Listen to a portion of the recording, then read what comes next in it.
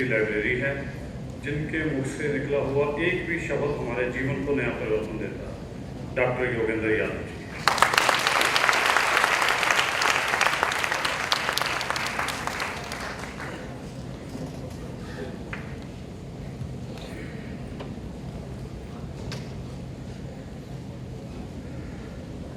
आदरणीय दर्शन रत्न रावण जी,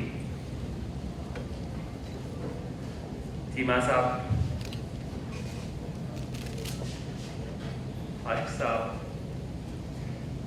डॉक्टर बनर्जी और फिरोजपुर से हम सबके बच्चों को लाए हुए हमारे दोस्त,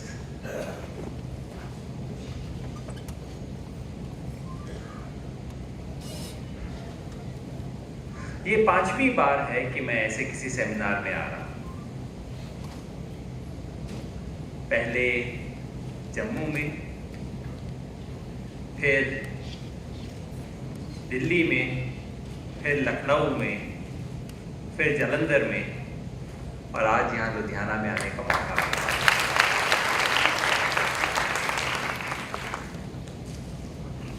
हम सब यहाँ मंच पे विराजमान तमाम लोग सब चीज़ों में बिजी रहते हैं। जब मैं आ रहा था तो मेरे दोस्तों ने कहा, आजकल मैं पॉलिटिक्स वगैरह में भी कुछ बिजी रहता हूँ, तो दोस्तों ने कहा दिल्ली का इलेक्शन आ रहा है, छोड़ के तुम कहाँ लुधियाना जा रहे हो? आजकल एक एक मिनट की कीमत है, तुम्हें पता नहीं।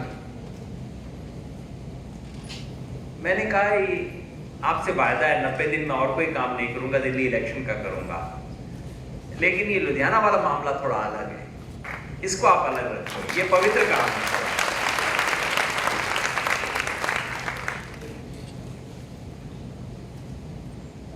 और ये पवित्र सिर्फ इसलिए नहीं है कि उस सरोकार से जुड़ पाता हूं जिससे कई बार जुड़ने का मौका नहीं मिलता। अच्छा सिर्फ इसलिए ही नहीं है कि दिल्ली में बैठे हुए जिस तरह की बीमारी लग जाती है उससे थोड़ा मुक्ति होती है। दिल्ली और चंडीगढ़ में बैठे हुए लोगों का दिमाग थोड़ा सा गुब्बारे की तरह फूलता रहता है। बीच बीच में उन्हें थोड़ा हिंदुस्तान जाना चाहिए, थोड़ा उस गुब्बारे में से हवा कम निकल जाए, वो थोड़ा हिंदुस्तान के नज़दीक आ जाए, वो भी है। लेकिन असली मैं इसलिए आता हूँ कि हर बार जब आता हूँ मुझे प्रेरणा मिलती है, हिंदुस्तान में फ्यूचर है, हिंदुस्तान के भविष्य में मेरी आस्था बनती है। जब जम्मू गया तो वहाँ मीना करके एक बच्ची है,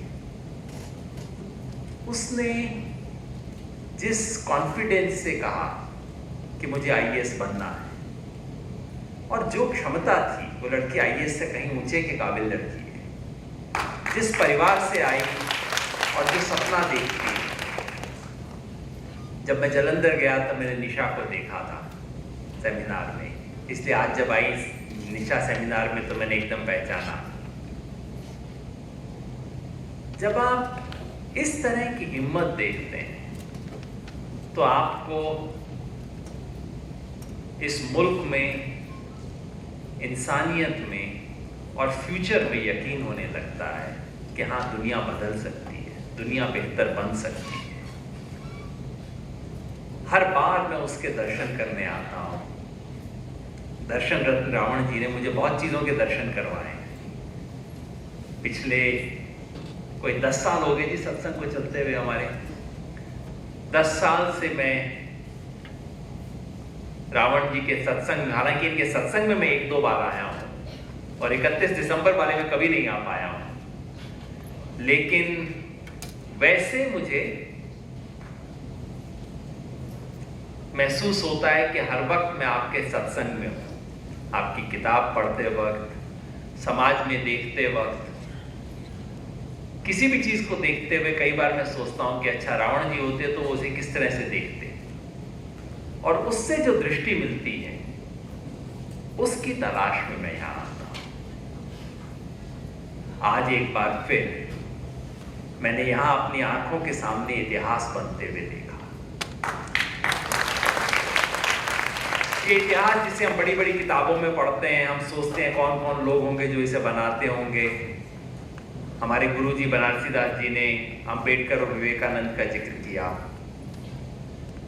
जो शख्सियत हमसे इतिहास में दूर होती है, हमें लगता है कि बहुत बड़ी है, बड़ी होती भी है वो शख्सियत, पर कई बार हमारी आंख के सामने जो होती है वो हमें इतनी बड़ी दिखाई नहीं देती। दक्षिण भारत में दो कम्युनिटीज हैं। केरला में एक कम्युनिटी है इडवा और तमिलनाडु में एक कम्युनिटी है नाडार। ये जो नाडार लोग हैं आज से 100 से दलित हैं।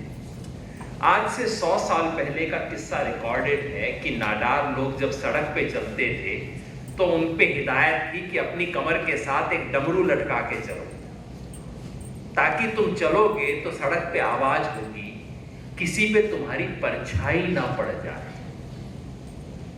मेरी परछाई किसी दूसरे पे ना पड़ जाए, इसलिए मेरे को अपनी कमर पे डमरू बांध के चलना पड़ता था सड़क में। ये वो समाज है जिसके साथ हिंदुस्तान ने, इस जाति व्यवस्था ने इतना अन्याय किया था। लेकिन आज से 100 साल पहले इस समाज के लोगों ने हिम्मत की, कहा कि हम अपनी तकदीर बदलेंगे। और पिछले 100 साल में वो समाज इतना बदला, इतना बदला, इतने बड़े बड़े उसके उद्योग बने, इंडस्ट्री बनी। अभी साल 2 साल पहले शिव नाडार करके एक व्यक्ति हैं, उस समाज से निकले हुए बहुत बड़े उद्योगपति हैं। उसने दिल्ली के पास एक यूनिवर्सिटी बनाई है, शिव नाडार यूनिवर्सिटी। और वो ये उस तरह की यूनिवर्सिटियां नहीं है जैसे हमारे यहाँ पे आप लुधियाना से चंडीगढ़ तक चले जाओ तो आपको 2-4 सड़क के एक पासे 2 पासे दिख जाएंगी, जो पैसा बनाने की दुकान होती हैं, वो नहीं। शिव नाडार ने यूनिवर्सिटी बनाई सिर्फ इसलिए कि हिंदुस्तान में लिबरल आर्ट्स को मैं प्रमोट करूंगा, विचारों को आगे बनाने के लिए। कम से कम ख्वाब है उसका कि हिंदुस्तान का कैम्ब्रिज, ऑक्सफोर्ड भी यहाँ बनाएगा।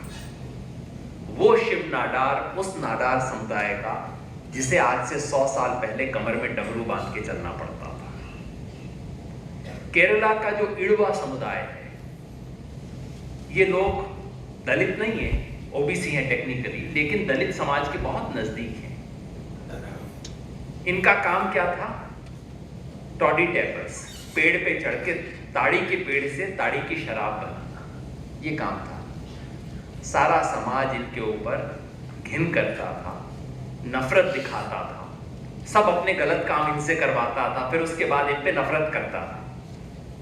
हमेशा होता है, हम अपने मन की मैल किसी के ऊपर रख देते हैं और फिर कहते हैं कितना मैला है, कितना मैला है। अरे मैल तो हमारे मन के अंदर की है ना, बाहर निकली है। इस टॉडी टेपर समुदाय, इडवा समुदाय के साथ यही होता था आज से 100-150 साल पहले।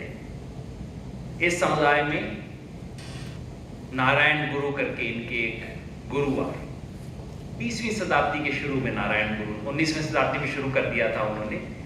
नारायण गुरु ने वहां एक समाज बनाया, एक संस्था बनाई। उस संस्था के जरिए उन्होंने कहा शिक्षा दो, आगे बढ़ो, अपना सम्मान खुद करना शुरू करो, कोई तुम्हारा सम्मान करने नहीं आएगा, अपना सर उठा के चलो। नारायण गुरु ने उस समाज को प्रेरणा दी। आज आपको केरला के जो बड़े बड़े अफसर आते हैं, जो बड़े बड़े लोग आपको दिखाई देते हैं, वो सब इडवा समुदाय से हैं। आज से 100 साल पहले ये इडवा और नाडार किसी कमरे में मिलके सोचते होंगे हम अपनी किस्मत बदलेंगे। ये तकदीर कोई ऊपर वाला नहीं बदलेगा, हम अपने हाथ से अपनी तकदीर बदलेंगे। किसी हॉल में वो भी बैठते होंगे, कहीं वो भी अपनी चर्चा करते होंगे।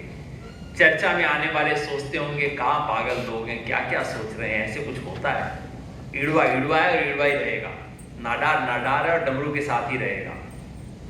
उन्होंने 100 साल में अपनी तकदीर बदल दी और वो तकदीर मैं आज इस हॉल में बदलती हुई देख रहा हूं।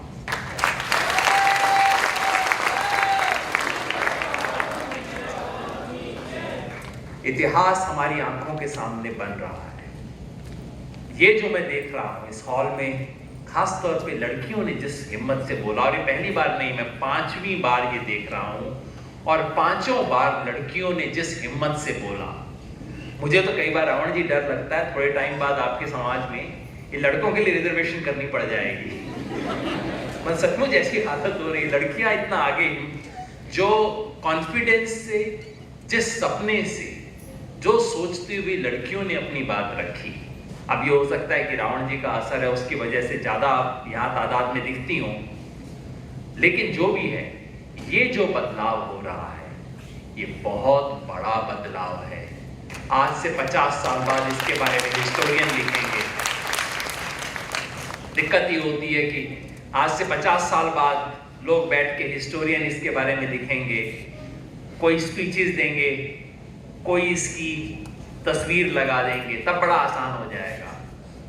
लेकिन आज जब जो चीज हमारी आंख के सामने हो रही है, उसको पहचानना, उसको इज्जत देना, उसके साथ जुड़ना, ये सौभाग्य बहुत कम लोगों को मिलता है। और मैं अपने आप को उन खुशकिस्मत लोगों में समझता हूँ जिन्हें उस वक्त ये मौका मिला जब ये इतिहास बदल रहा है, हमारी आंख के सामने।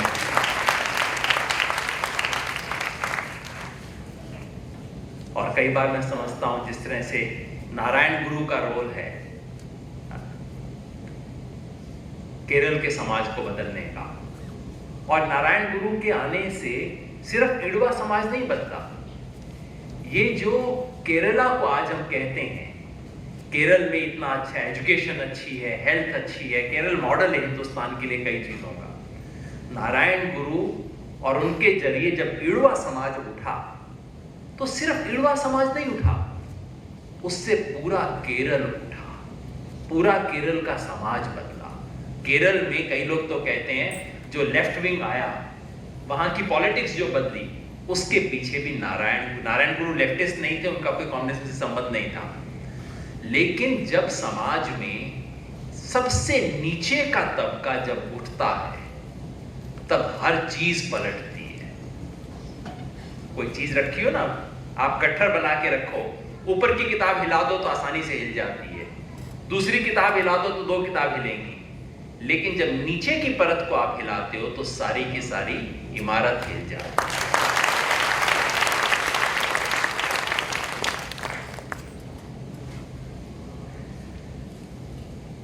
मुझे कई बार महसूस होता है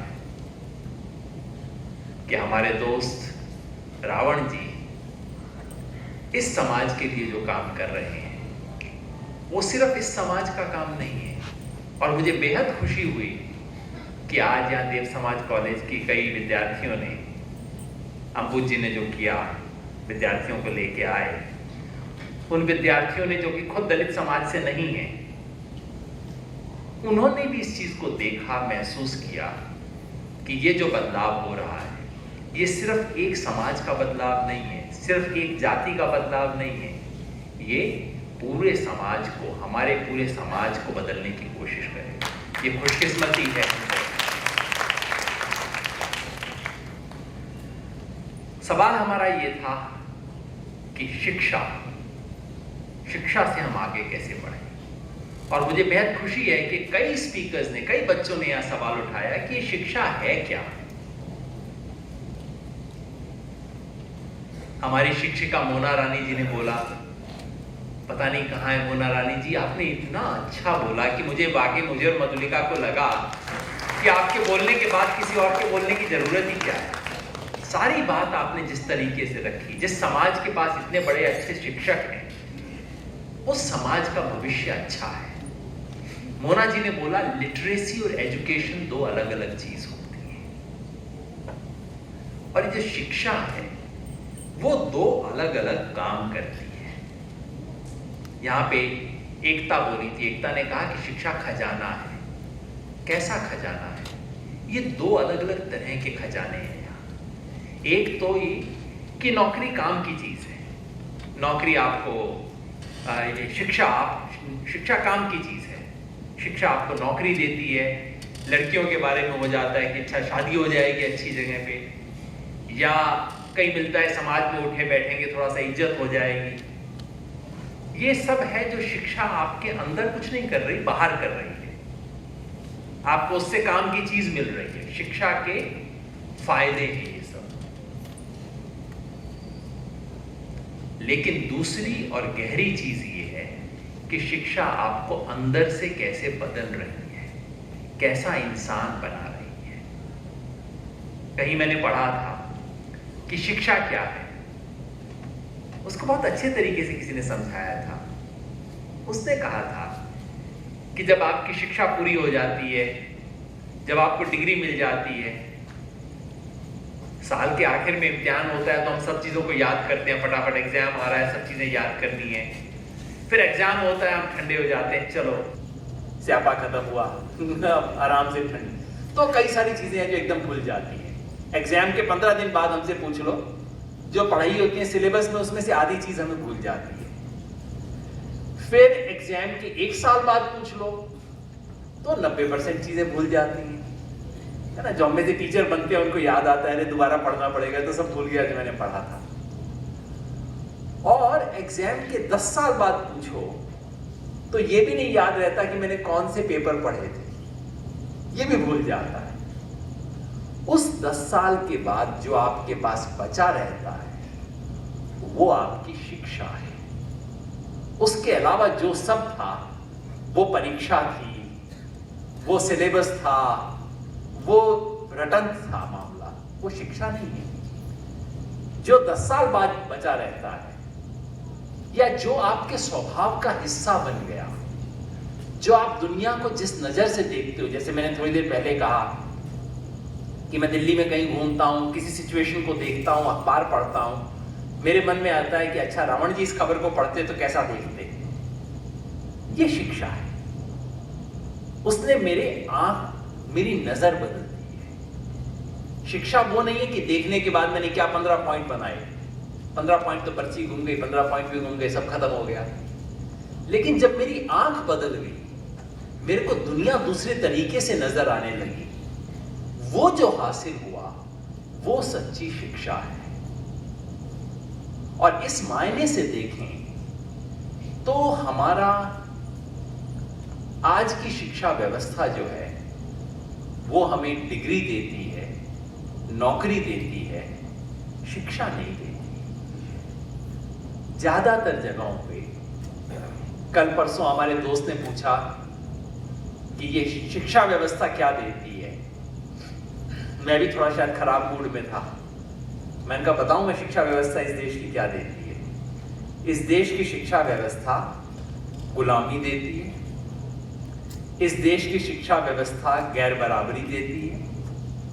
और इस देश की शिक्षा व्यवस्था आपको घृणा देती है। कैसे? गैर बराबरी इस लिहाज से कि आज हमारे देश की शिक्षा व्यवस्था क्या कर रही है। शिक्षा व्यवस्था कुल मिला के ये तय करती है कि अमीर बाप का बेटा अमीर रहेगा, गरीब का बेटा गरीब रहेगा। ये सिर्फ संपत्ति से नहीं हो रहा, ये काम शिक्षा व्यवस्था कर रही है। कैसे? आजकल आपने भी कहा शिक्षा खरीदी जा सकती है, खरीदी जा रही है। मोटे तौर पे पापा जी की जेब में जितने पैसे हैं उसके हिसाब से आपको उतनी शिक्षा, उतनी डिग्री खरीदी जा सकती है। पहले ये भी था कि जी बच्चे पैसे तो बहुत हैं लेकिन एमबीबीएस की डिग्री कैसे दिलवाएं। फिर आगे इस सब की भी सहूलियत हो गई कि जी एनआरआई कोटा से दिलवा लो, वहां भिजवा लो। शिक्षा प्राइवेट पूरी हो गई। अब दुकान का मामला है, दुकान में कितनी चीज खरीद सकते हो, जेब में जितना पैसा हो उतनी खरीद सकते हो। मोटे तौर पे आप इस देश में जो डिग्री चाहो, जिस क्वालिटी की डिग्री चाहो, अपने पैसे से खरीद सकते हो। खरीदने के कई नाम हैं। आपको आईआईटी की डिग्री खरीदनी है तो थोड़ा मुश्किल होगा, पर उसमें भी आप कोचिंग इंस्टीट्यूट कर लो, कोटा में भेज लो। ये सब क्या है? पैसा है ना, बुद्धि नहीं है। बार बार लोग मेरिट का जिक्र करते हैं, सब मेरिट होनी चाहिए सिस्टम में। मैं कहता हूं बिल्कुल मेरिट होनी चाहिए, एजुकेशन मेरिट पे आधारित होनी चाहिए। लेकिन मेरिट क्या है? मेरिट वो नहीं है कि आपको एग्जाम में जितने % नंबर आ गए वो मेरिट है। हमारे जिस दोस्त को इंट्रोड्यूस किया रावण जी ने कहा कि उन्हें 12वीं का एग्जाम उन्होंने अब दिया, पहले दिहाड़ी की मजदूरी की है, 12वीं का इम्तिहान दिया है, 65% नंबर आए। दिल्ली में मॉडर्न स्कूल में, बड़े बड़े स्कूलों में कोई बच्चा पढ़ता है, उसको 75% नंबर आए, तो क्या 75% वाले की ज्यादा मेरिट है, 65 वाले की कम मेरिट है? हम आमतौर पे मानते हैं कि मेरिट का मतलब यही है कि 75% मार्क्स है जी, उसकी ज्यादा मेरिट बनती है, इसकी 65% वाले की कम मेरिट बनती है। मैं एक सिंपल विचार देता हूं, मेरिट वो फासला है जो आप अपनी योग्यता और अपनी मेहनत के आधार पर तय करते हो। वो तो मेरिट नहीं हो सकती जहां पापा जी आपको कंधे पे बैठा के लेके गए, गोदी में लेके गए, जहां जाके पापा जी ने आपको उतार दिया, वो तो आपकी मेरिट नहीं है। आपकी मेरिट वहां से शुरू होती है जहां आपको पापा जी ने उतार दिया, उसके बाद जितने कदम आपने चले वो आपकी मेरिट है। तो जो दिल्ली में मॉडर्न स्कूल में पढ़ता है, जिसके पापा जी उसके लिए 4 ट्यूशन लगवा के रखे हुए हैं, जिसको कोचिंग क्लास में भेजा जा रहा है, उसके पापा जी ने उसको 70 के पॉइंट पे उतारा है, या कह लो 60 के पॉइंट पे उतारा है, यानी कि डफर भी होगा तो 60% तो आ ही जाएंगे नंबर, इतना तो पापा जी ने इंश्योर कर दिया है। तो उसका मीटर शुरू होगा 60 से शुरू, उसको 75% नंबर आए तो मतलब उसकी मेरिट कितनी? 15 पॉइंट उसकी मेरिट है। और ये हमारा दोस्त जिसने दिहाड़ी की मजदूरी की है, इसका मीटर कहां से डाउन हुआ है?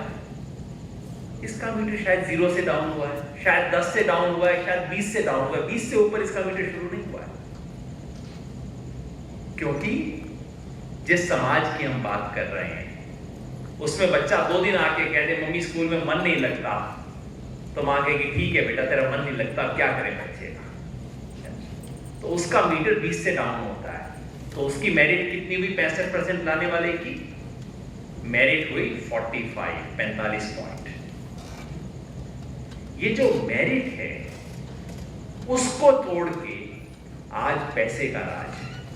किसके पापा जी ने उसको गोदी में बैठा के और कंधे पे बैठा के कहां पे छोड़ दिया, उसको ये समाज आज मेरिट कहता है।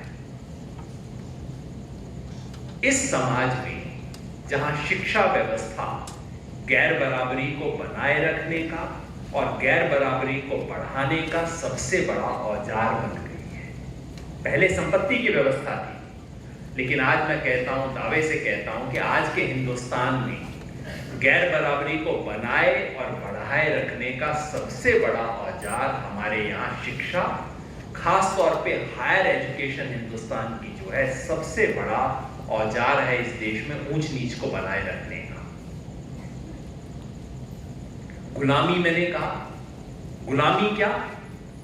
थोड़ी सी शिक्षा हो गई, हम माँ बाप की भाषा नहीं बोलते, माँ बाप की इज्जत करना बंद कर देते हैं। इस लिहाज से फिर मुझे मोनारायण जी ने जो बात कही बहुत सुंदर लगी, और आपने अपने मम्मी का जब जिक्र किया तो मुझे अपनी माँ की याद आई। मेरे साथ जाति का भेदभाव नहीं हुआ था, लेकिन मुझे भी याद है मेरी माँ ने कितनी तकलीफ से हमें पाला। सब तरह की चीजें दुनिया में सही, जिल्लत सही, तंगी सही, और अपनी हड्डियां गलाई उस औरत ने, और हर टाइम सिर्फ ये मेरे बच्चे कहीं पहुंच जाएंगे बस। किसी बच्चा आज अभी मेरे को देखती हैं, अब तो ऐसी अवस्था हो गई है बहुत ज्यादा पहचानती नहीं है, कुछ ज्यादा बोलती नहीं है, कुछ उनसे बात करो तो कहती हैं बेटा मैंने अपने बच्चों को पढ़ा दिया, मैंने अपने बच्चों को ऊपर पहुंचा दिया। ऐसी माओं ने इस देश को, और हमारी शिक्षा व्यवस्था क्या सिखाती है? जो 4 चटर पटर करना सीख जाते हैं वो ऐसी माओं से दूर हो जाते हैं। ऐसी मां से घृणा करना हमारी शिक्षा व्यवस्था सिखाती है। 4 ABCD बोलना सीख लिया और समझते हैं कि वो माँ वो बाप जिसकी हड्डी गलाने से तुम जहां पहुंचे हो वहां पहुंचे हो, उससे दूरी करना शुरू कर देते हैं। जहां जहां मैं गांव में जाता हूं, चीमा साहब आपके यहाँ भी हालत होगी, हर किसान मेरे को कहता है बच्चे को कैसे पढ़ा दिया साहब, इतना पढ़ाया नहीं कि नौकरी मिल जाए, लेकिन इतना पढ़ गया है कि किसानी नहीं करेगा, हल को हाथ नहीं लगाएगा, ट्रैक्टर को हाथ नहीं लगाएगा। ये शिक्षा व्यवस्था ने दिया है। मधुलिका कह रही थी श्रम वाला मामला, ऐसी शिक्षा व्यवस्था हमने बनाई है कि और कुछ तो सीखता नहीं, जो कर सकता है वो छोड़ना सीख जाता है। किसान का बच्चा किसानी नहीं करना चाहता, कोई हाथ से काम नहीं करना चाहता। एक तो हिंदुस्तानी दिमाग की बीमारी है ये समाज में, हमारे समाज में सबसे बड़ी जो सड़ांध है वो ये है कि ये समाज हाथ से कोई काम नहीं करना चाहता। अर्षद ने जो बात की वो बिल्कुल सही है इस समाज के बारे में, तो मैं पूरा समझता हूँ उस बात को। लेकिन जब कभी आप यूरोप अमेरिका जाने का मौका मिलता है, मुझे एक चीज उस समाज के बारे में बड़ी अच्छी लगती है। बाकी मेरे को यूरोप अमेरिका से कोई खास अच्छा नहीं लगता समाज को, बड़ा अजीब तरह का समाज है, उनके रिश्ते समाज बड़ा अजीब है। एक बात बड़ी सुंदर लगती है मेरे को, वहां हर इंसान अपने हाथ से काम करता है।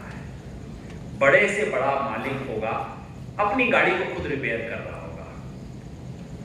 यूरोप में जाओ, वहां झाड़ू और पोछे बड़े सुंदर मिलते हैं। क्यों मिलते हैं? क्योंकि वहां साहब अपने हाथ से झाड़ू पोछा करता है। यूरोप में रसोई के औजार बड़े सुंदर मिलते हैं। जब भी विदेश जाता हूं मैं वहां से चाकू खरीद के लाता हूं। लोग हंसते हैं कि यार क्या चीज ला रहे हो, अमेरिका से चाकू ला रहे हो। मैं कहता हूं इसलिए कि हिंदुस्तान की रसोई उसके लिए नहीं बनी जिसकी इज्जत की जा सके, औरत के लिए नहीं बनी। हिंदुस्तान की रसोई गुलाम के लिए बनी है।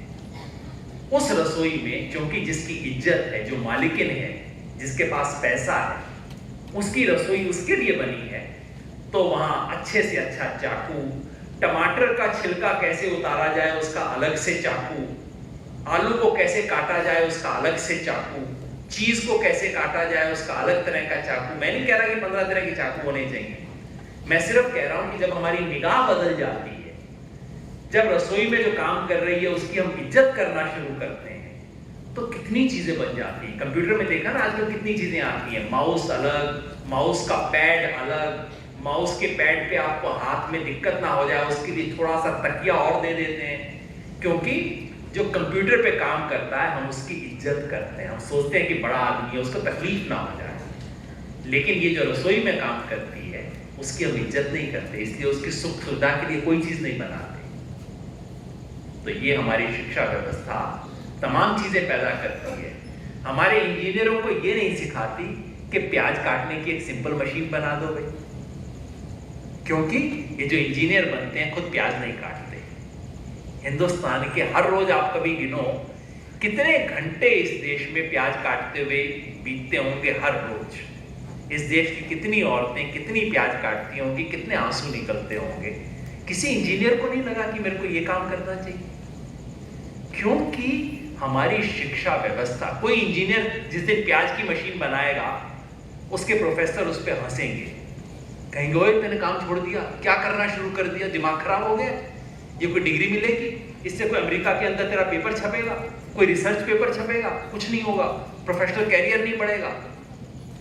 हमने ऐसी शिक्षा व्यवस्था बनाई है जो हमें अपने समाज का काम सिखाने की बजाय समाज से दूर करती है।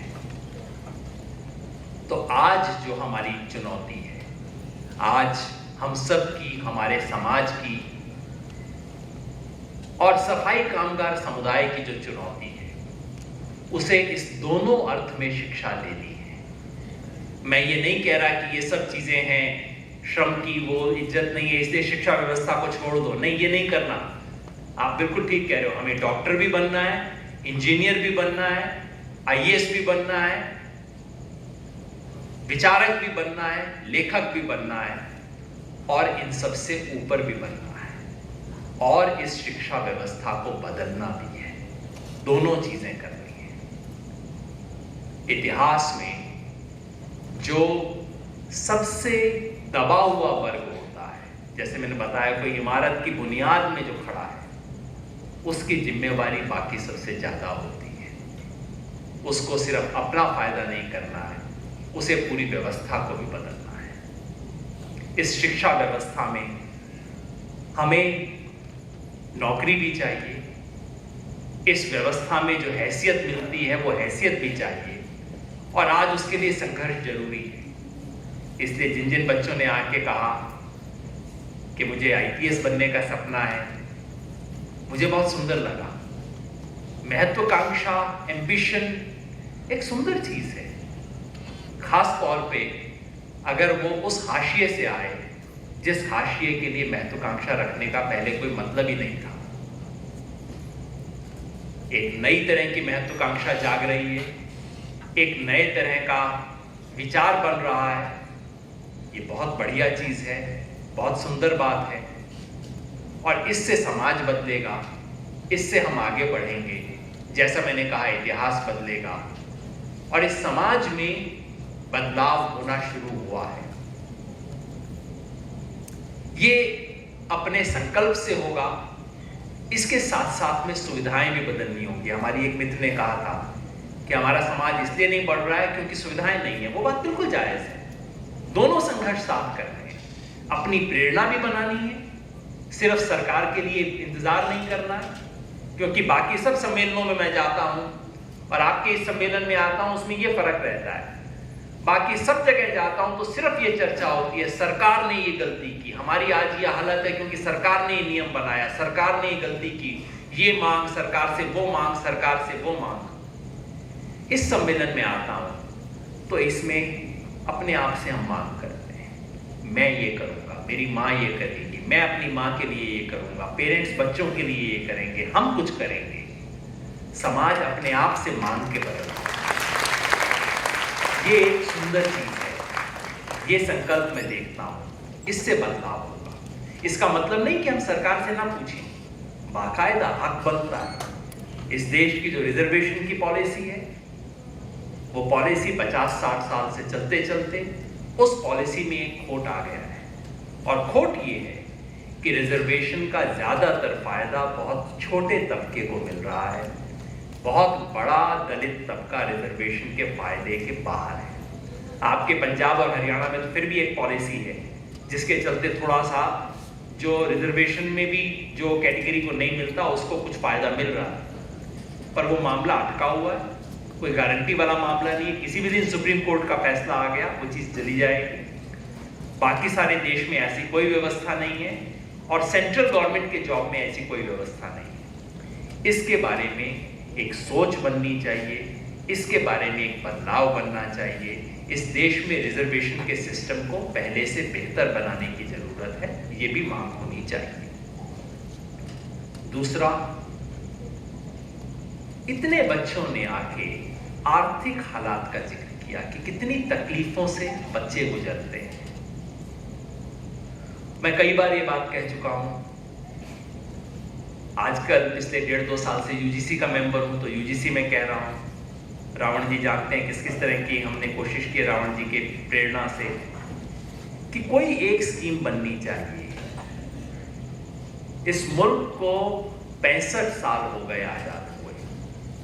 65 साल के बाद इस मुल्क को कहना चाहिए कि बाकी हमने बड़ी तरक्की कर ली। बड़ा जो पीठ ठोक ठोक के कहते हैं ना, हिंदुस्तान आगे बढ़ गया, 21वीं सदी में अब हम ये हो जाएंगे, सुपर पावर हो जाएंगे। मेरे को बहुत हंसी आती है यार, कैसी सुपर पावर बन जाओगे आप। चीमा साहब ने जिक्र किया था, कई तरह की रिपोर्ट आती है हमारे यहाँ।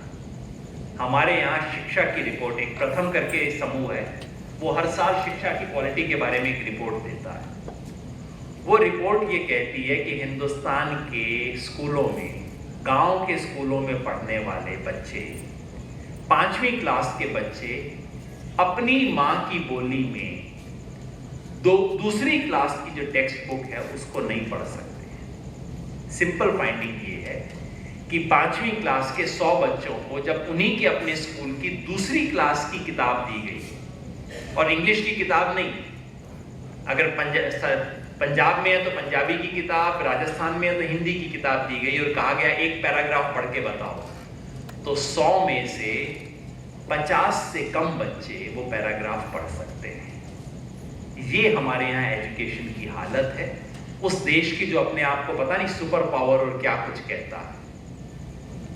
तो आज 65 साल बाद इस देश को कुछ तो कहना चाहिए, और एक चीज वो कि देश को आजादी तो 65 साल पहले मिल गई, लेकिन इस देश के कई समाज हैं, कई समुदाय हैं, कई जातियां हैं जिन्हें आज भी आजादी नहीं मिली है। उनके लिए इस देश को और कुछ नहीं, सिर्फ ये कहना चाहिए कि इन समाज के बच्चों के लिए, और उसमें मैं केवल वाल्मीकि समाज को नहीं मानता, कई समाज हैं। उत्तर प्रदेश और बिहार में मुसहर करके एक कम्युनिटी है, मुसहर समाज जिसको बोला जाता है, मुसहर समाज की जो अवस्था है वो तो हम सब लोग कल्पना नहीं कर सकते हैं कि वो समाज आज किस हालत में जीता है।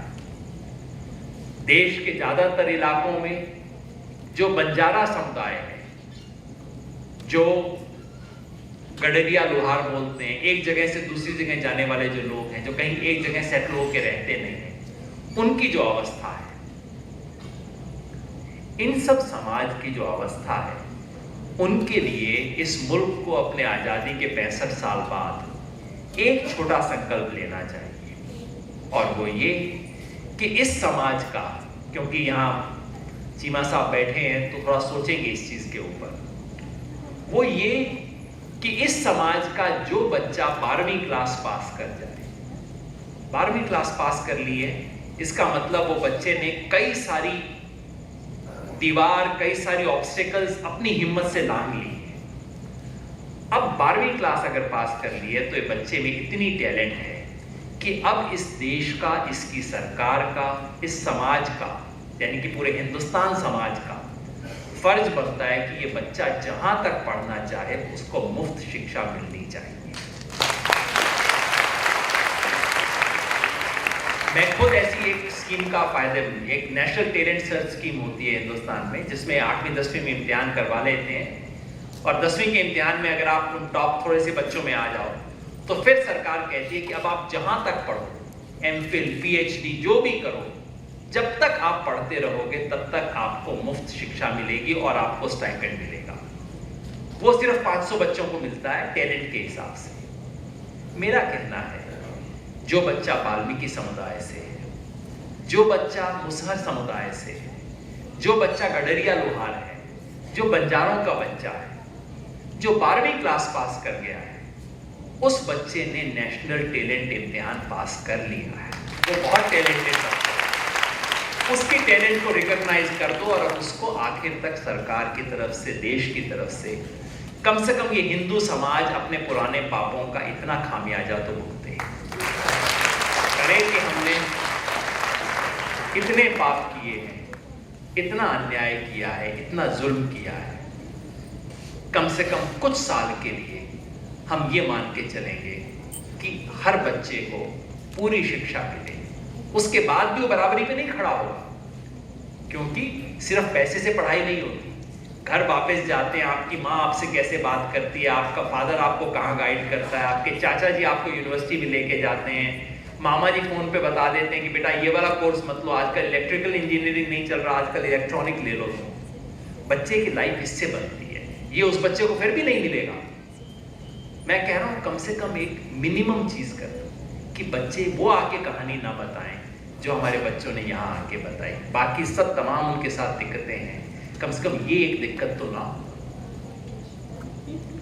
तो सुविधाएं बदलनी चाहिए, तमाम तरह के हालात बदलने चाहिए। कुरुक्षेत्र से हमारी बेटी आई थी जिसने बोला आज भी किस किस तरह की बात होती है। ये हिंदुस्तान की सबसे शर्मनाक चीजों में से एक है। ऐसा नहीं है कि हिंदुस्तान सिर्फ एकमात्र दुनिया का देश है जिसके अंदर इस तरह का भेदभाव होता हो।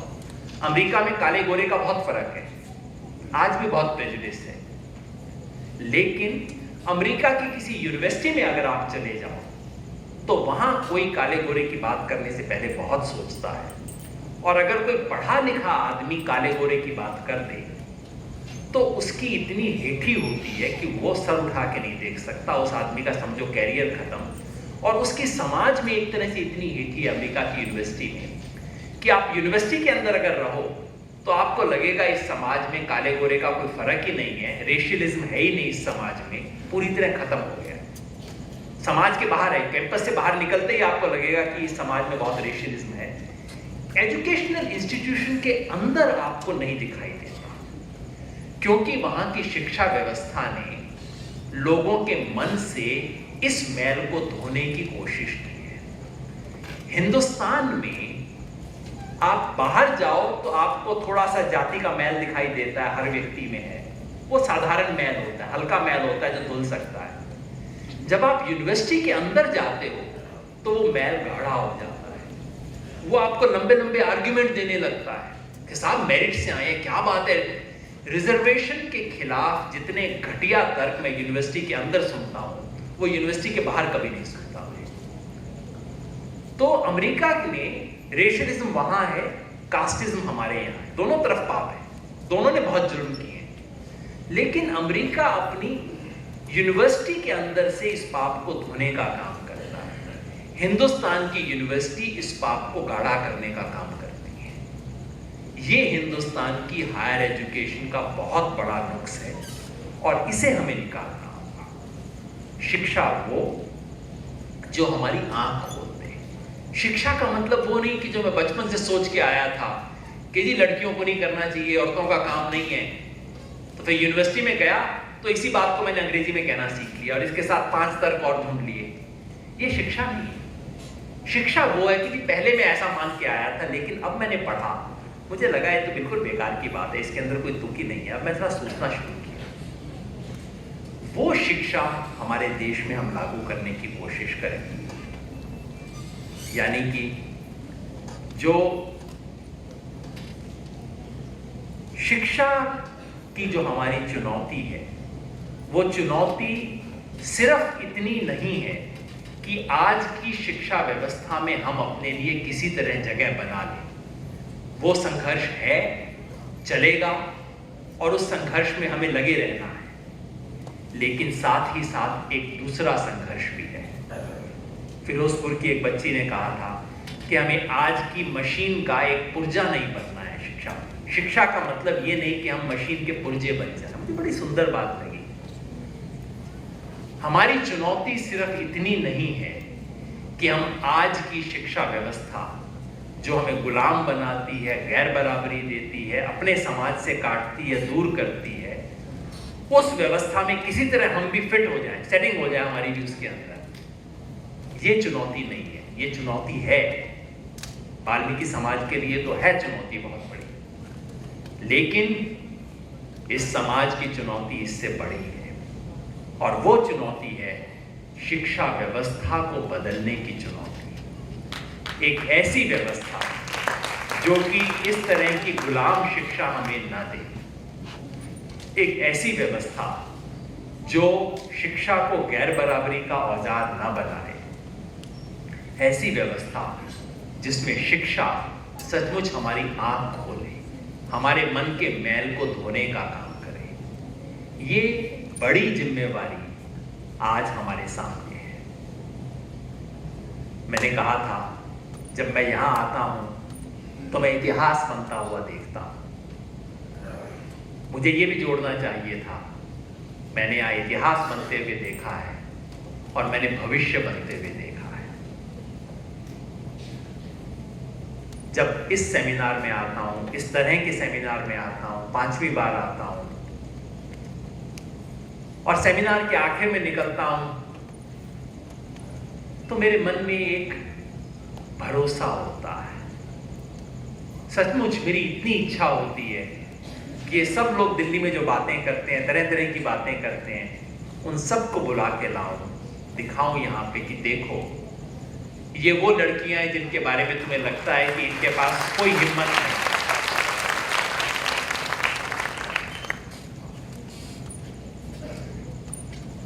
निशा गांव में रहती है, दलित समाज से है, औरत है और हैंडीकैप्ड है।